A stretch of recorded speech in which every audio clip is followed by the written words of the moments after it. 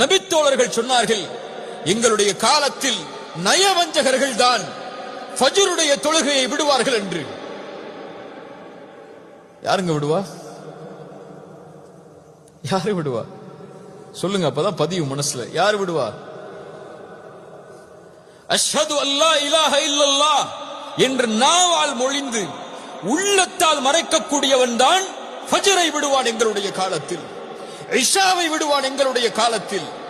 எங்களுடைய காலத்தில் தொழுகையை விடுவதை நாங்கள் இறை நிராகரிப்பாக கருதினோம். அத்துணை நபித்தோழர்களுடைய சாட்சி. இன்று தொழுகையில் நம்முடைய நிலைமை என்ன? சமூகத்துடைய நிலைமை என்ன? அல்லாஹ்வுடைய தூதர் ஸல்லல்லாஹு அலைஹி வஸல்லம் கடைசியாக சொன்னார்கள், அஸ்ஸலா அஸ்ஸலா, தொழுகை. தொழுகையுடைய விஷயத்தில் உங்களை பாதுகாத்துக் கொள்ளுங்கள்.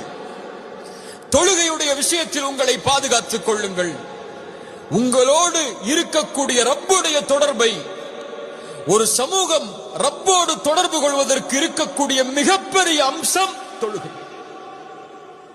ரசூலுல்லாஹி ஸல்லல்லாஹு அலைஹி வஸல்லம்